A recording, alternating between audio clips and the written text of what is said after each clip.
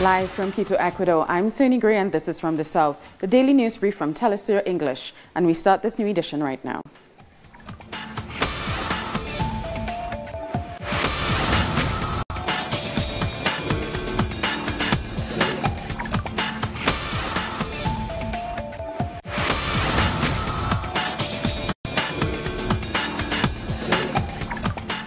Thank you for joining us. This weekend in Venezuela, governors, mayors, social movements and ordinary citizens began a series of debates to draw up the Bolivarian Revolution's governmental plan for 2019 to 2025. The public consultation comes in response to President Nicolas Maduro's invitation on New Year's Eve for everyone to get involved in developing a grassroots national plan. A day to sketch out the new Venezuela shoulder to shoulder from the bottom up. It's an opportunity for all of us to take part in this big proposal towards the national plan for 2019. For us, it's a matter of pride to take part because we can develop our ideas, all the proposals we want, and continue with the legacy of Hugo Chavez. A public consultation to develop the next governmental plan. The starting point for the discussions is the national plan inherited from Commander Chavez, the route map of the revolution. There's only one national plan, the Plan de la Patria, put forward by Hugo Chavez, with its 5 historic objectives and 123 specific national and general goals. We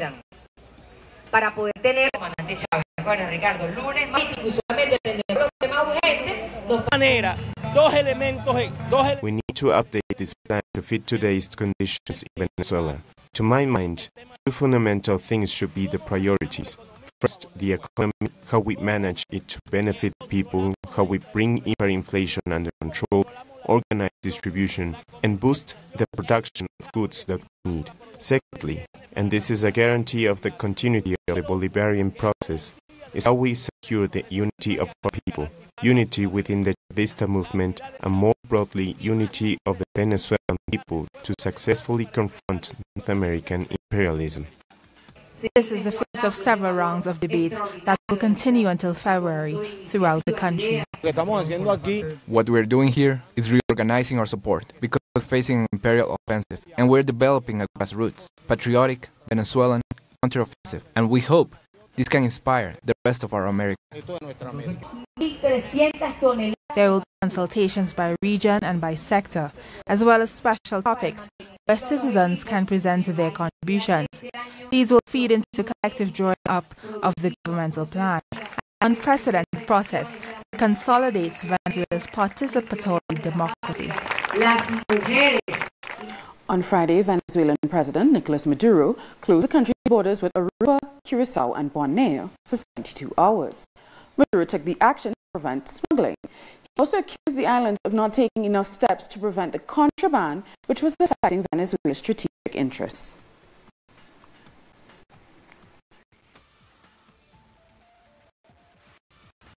I've ordered the immediate taking over of all ports and airports through which we communicate and have commercial messenger exchange with Aruba, Curacao and Bonaire. So I am announcing that, as of today, and for 72 hours, we are closing all air and sea communication with Aruba, Curacao and Bonaire to establish a restructuring and defense of Venezuela's economic interests.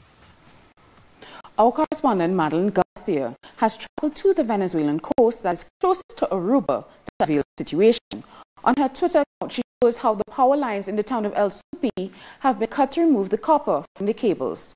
They cut the cables and they take them to Aruba to sell them for almost $5 a kilo.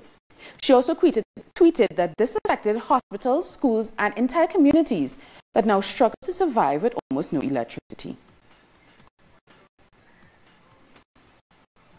Outgoing Chilean President Michelle Bachelet has arrived in Cuba for a 2-day official visit. During her first day, Bachelet will hold talks with the country's highest authorities and seek new trade and investment opportunities on the island. Michelle Bachelet will also meet with President Raul Castro at the Palace of Revolution, the Cuban seat of government. The Trinidad and Tobago economy should start making a slow recovery in 2018. That's what the country's Prime Minister said in an address to the nation on Sunday evening. He attributes it, in part, to the gas production deal his government made with Venezuela, which is very close to completion. And we are very close to the final sign of a gas sales agreement, which will clear the way for operations of a pipeline from the Dragon fields to the existing Hibiscus platform, involving PDVSA, NGC, and Shell. On completion of this historic bilateral development, the way will become clear for immediate access to 150 million standard cubic feet of much-needed gas for the sustenance of our industrial plants in Belize. In March, the term of the President of Trinidad and Tobago, Anthony Carmona, will come to an end. His appointment will not be renewed. And after meeting with the opposition on Friday morning, the government has announced that they have selected a woman as their nominee for the President of the Republic. This government's nominee for election to President of Trinidad and Tobago is Madam Justice Paula May Weeks.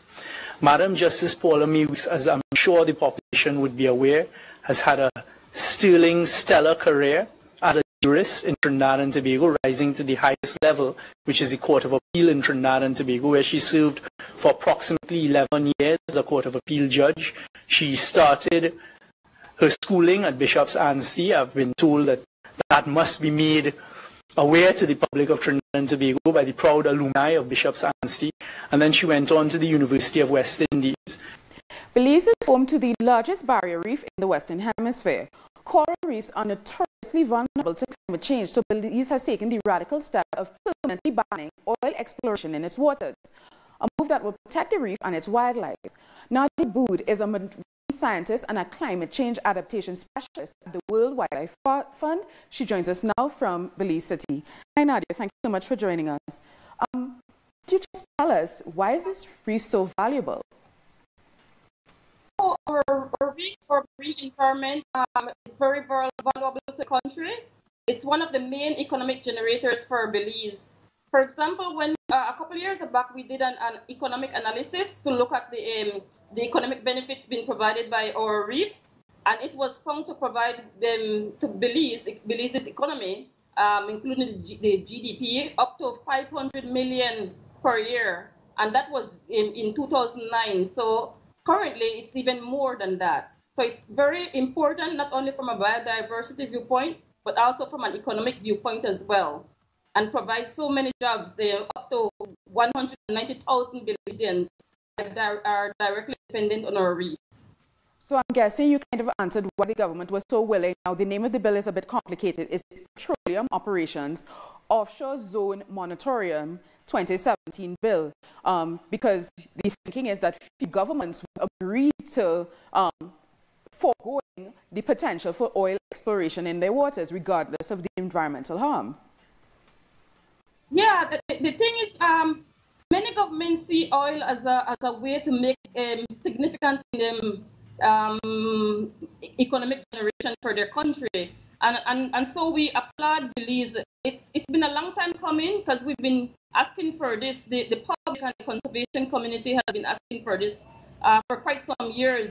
When it came to light that there were petroleum operation licenses issued for different companies, and so when we heard about that in 2010, we got together and we were very vocal in expressing our concerns, for the potential threat this could cause. And so we continued, advocacy and dialoguing directly with the government. We are very pleased to know that we now have this law in place, which pretty much put that pretty much squash any idea of any potential offshore oil exploration within or exploitation within our marine environment. It's an indefinite moratorium. But it's at least a law that is in place that wasn't there before. And Nadia, finally, climate change is affecting Caribbean waters or ocean waters in the Caribbean and Latin America. What impact do you think this particular law in Belize could have for their neighbors in Latin America and the Caribbean? We are hoping that other countries will think about following Belize's path. No? This is a bold move for our country. We, of course, Belize is a developing country. We have a struggling economy as well. The Prime Minister has made this bold move because he realizes, that oil and water pretty much does not mix, and it's not something that would be economically feasible for the long term, no? And it doesn't make any sense for us to put at risk the services that we are getting from our marine environment for the idea that there could be any potential oil exploration there. For example, tourism is a major economic generator for the country. So we are hoping that our other neighboring countries will follow suit.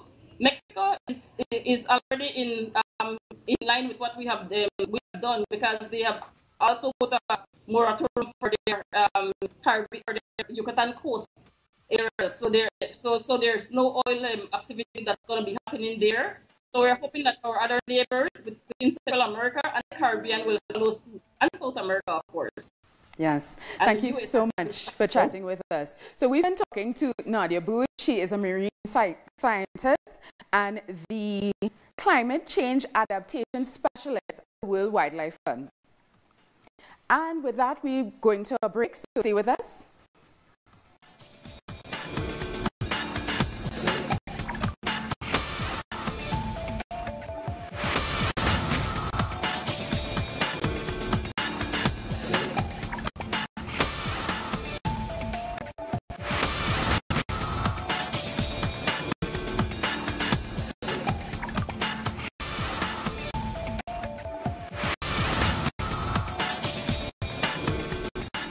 Campaigning is underway in Ecuador for the referendum on February 4th, which would block the re-election of politicians, including the former president, Rafael Correa. Thousands turned up in Montecristi on Saturday as Correa began his campaign for a no vote in the referendum. The former leader and his supporters said the consultation is unconstitutional and are accusing the current president, Lenin Moreno, of betraying Ecuador's citizen revolution. We could be rich, poor, leftist, right-wing, black, white, from the coast, from the mountains. But if there's something that unites Ecuadorians, if there's something that unites Latin Americans, if there's something that unites the people of Naví who have suffered through these scenarios, is we hate betrayal, which is the worst of wretchedness of mankind. So our vote must also be a vote to reject traitors. That's why we can say no 7 times. 7 times no.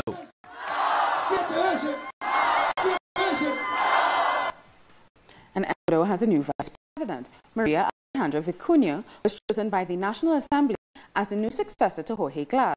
She will be the second woman in the country's history to hold this position. Our correspondent Denise Herrera has this report.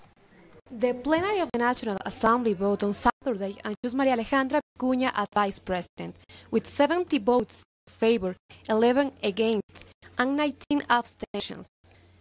In her first official speech as vice president, she also reaffirmed her commitment to the president and her total support for his coming referendum.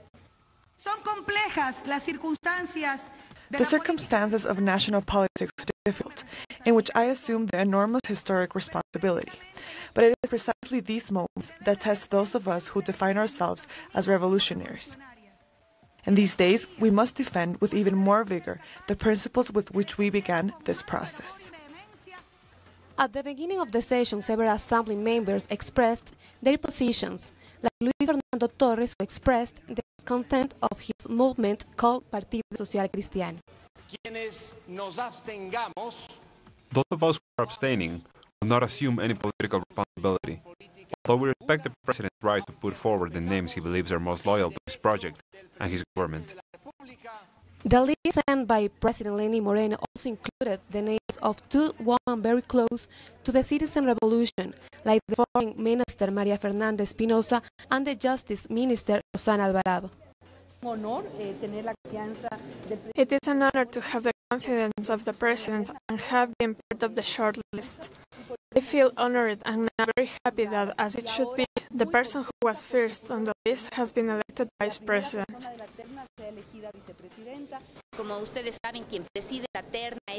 As you know, the person who heads the list is the one who has the confidence of the President. So Maria Fernanda and I have supported this decision for the Vice Presidency, and the Assembly has done its job and confirmed this. The members of Alianza País who still support the former President Rafael Correa did not attend the session, while opposition members were divided between support, opposition, and abstention. Denise Herrera, Telesur. Delegates from Colombia's government and the National Liberation Army are about to meet again in Quito, Ecuador, to resume peace talks just a day before the ceasefire, agreed to by both parties, comes to an end. According to Colombia's President Juan Manuel Santos, the new negotiating team, led by former Vice President Gustavo Bell, is traveling to Quito. Both sides could meet in the coming hours to agree to extend the ceasefire. The opposition alliance in Honduras has restarted its protests against fraud in November's election. Thousands took to the streets in the country's second city, San Pedro Sula, on Saturday. The opposition says it won't recognize the re-election of President Juan Orlando Hernandez. It intends to swear in its own candidate, Salvador Nasrallah, in the streets later this month. He will have about 8% of people in the country against him. People who come from other countries will be met with a surprise. As a recommendation, do not come to Honduras. Do you think people will continue taking to the street? There's a certainty. The presidential sash will be placed on me in the streets, in one of the cities, either Tegucigalpa or San Pedro Sula. What if there are more dead and injured? Violence was created by Juan Orlando Hernandez because he is against the popular will of the people. When there is violence when decisions are taken, such as fraud in the electoral tribunal, the people complain and he himself is killing people. He has already killed 36 people. And our correspondent, Gilda Silvestrucci, sent this report from Tegucigalpa. Protests have started once again in Honduras against the election process that took place in the country at the end of November, this time in the northern region of the country. Social movements are also calling for more demonstrations by the end of the week in the capital of Honduras. In several regions of the country, protesters have blocked the roads, and in the southern region, police have repressed demonstrations. A major demonstration is planned for January 20th that will last until the 27th, the day which President Juan Orlando Hernandez is to be sworn in for his second consecutive term in office. The delegates of the party said they will keep protesting to pressure the new government, as they accused Hernandez of electoral fraud, and they will ask for justice for the 31 victims killed during the protests that took place in December. Peru's Broad Front Congressman Marco Arana has said that they will ask once again for President Pedro Pablo Kaczynski to be removed from office. We're discussing this possibility with other congressmen. According to the rules of Congress, we need 26 signatures to present a petition to remove the president from office. We need a political solution to this. And left-wing movements and human rights organizations protested in Argentina on Sunday against the decision to grant home arrest to the former police officer Miguel Icheclatz for his participation in Argentina's military dictatorship. The decision was made by the 6th Federal Oral Tribunal after the 88-year-old officer was accused of crimes against humanity and corruption and sentenced to life in prison. The demonstration reached Icheclatz's house. So let's take a look at who Miguel Icheclatz was and what he was accused of doing during the military dictatorship in Argentina that took place from 1976 to 1983. Miguel Icheclatz was sentenced to life in prison after he was accused of participating in 91 cases of torture. He was close to the head of the police of the Buenos Aires province, Ramon Camps, with whom he designed a systematic extermination plan during the military dictatorship in Argentina. These actions were investigated by the country's Federal Justice Department in 2004. He was accused of managing the police groups responsible of kidnapping workers and students during the military operations known as Camps Circuits. The victims were taken to one of the 29 clandestine detention centers used for torture. The testimony of one of the victims, Jorge Julio Lopez, was key during the trial. Lopez disappeared for the second time on September 18, 2006. Just before hearing his sentence in 2014, Icheclatz showed a piece of paper with the name of the disappeared witness and the word kidnapped. Despite several demonstrations, Miguel Icheclatz was granted home arrest, even after he said he would commit every crime he was sentenced for again. 11 people have died after residents of a small Mexican town and members of a self-appointed community police force had a gunfight on Sunday. According to state officials, the gun battle occurred on the outskirts of a seaside resort in Acapulco. The incident took place after the community police detained a young man for disorderly conduct during town festivities. 8 local residents were killed in the gun battle, while 3 members of the community police were shot dead by state police after resisting arrest. During the clashes, there is a number of 8 people, plus another 3 people killed, bringing it up to 11 people dead. That is the information we have at this time. Also, at the time of the arrest by the state police, they found 580 doses of marijuana being carried by members of the community police.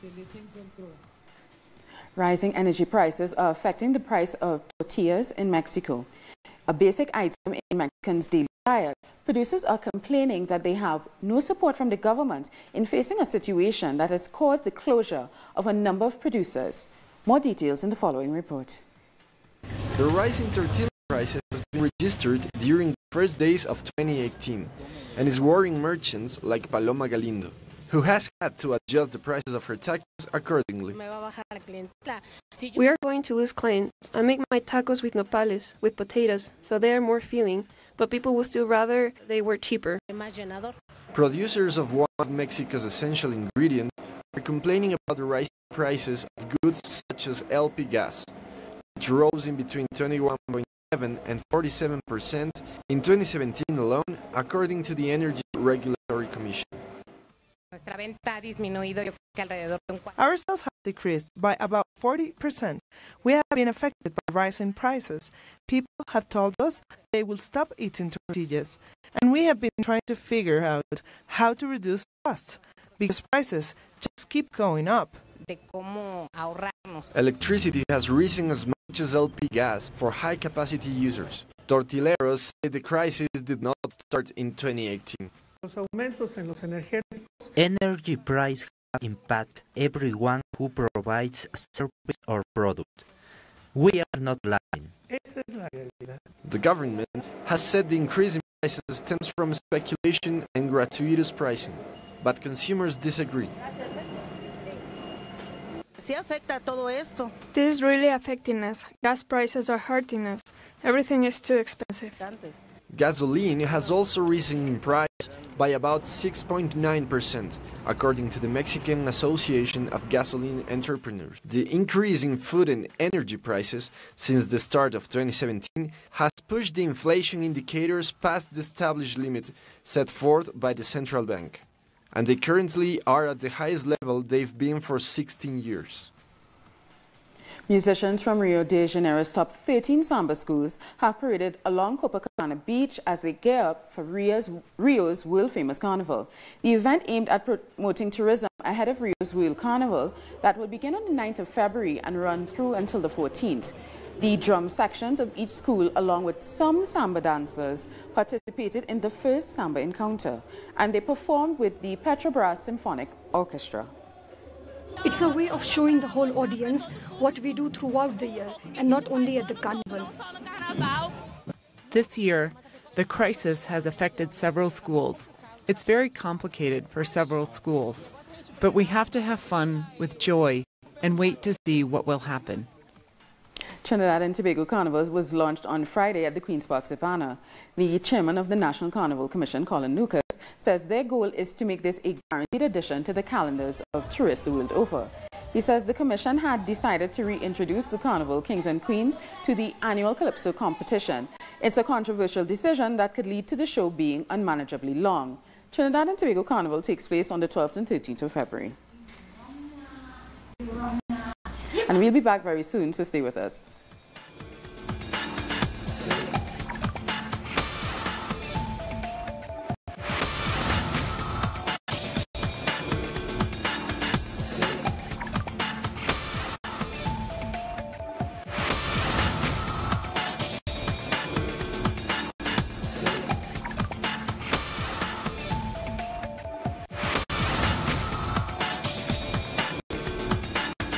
Welcome back. French President Emmanuel Macron is on a 3-day visit to China to improve economic ties with the country. Our correspondent, Isiora Diaz, has more details from Beijing. Emmanuel Macron is visiting China along with 60 businessmen and delegates from different institutions from his country to improve the economic ties with the Asian nation.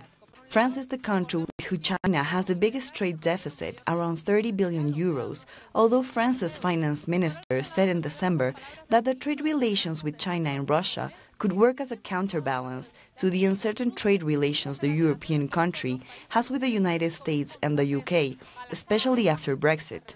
Macron's visit began in Xi'an, which was once the starting point of the old Silk Road.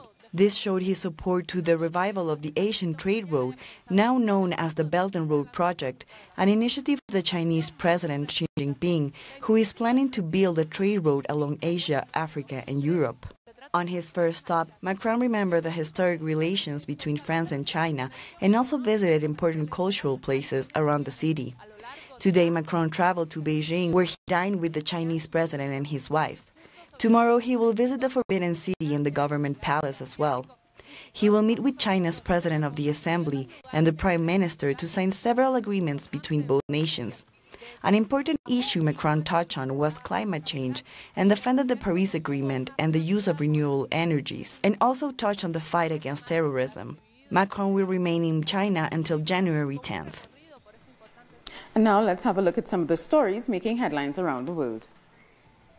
2 people have been injured, 1 in critical condition in an early morning fire at Trump Tower in Manhattan, New York. The fire started on the top floor of the 68-story structure, where dozens of firefighters promptly rushed for rescue. Trump Tower had been Trump's primary residence before he became the President of the United States. A tanker carrying Iranian oil collided with a Chinese vessel and burst into flames on Saturday in the East China Sea. The vessel is still engulfed in flames, and Chinese officials have said it is in danger of exploding. 32 crew members of the tanker are missing. The tanker was sailing from Iran to South Korea, carrying 136,000 tons of light oil. In Syria, at least 40 people have been killed and many more injured in large explosion in the Asian fighters' rebel-held city of Idlib in northwestern Syria. Extremist group fighting in Syria count thousands of Asians among their ranks, including many from Central Asian states and members of the Muslim Uyghur ethnic minority of China's Xinjiang province. Hollywood's actresses and actors turned the red carpet black at the Golden Globes by their Wear Black protest against sexual harassment scandals brought to light by the downfall of disgraced Hollywood mogul Harvey Weinstein. Many voiced their concern at the event. We're standing up together. We're drawing a thick black line between yesterday and tomorrow, and the way things used to be done, the way business used to be conducted. It's not going to be that way anymore. And with that, we've come to the end of this morning's news brief. For these and many other stories, you can find them on our website, tellusyourtv.net/English. And join us on social media, Facebook, Twitter, and Instagram. For Tell Us Your English, I'm Soini Gray. Thank you so much for watching.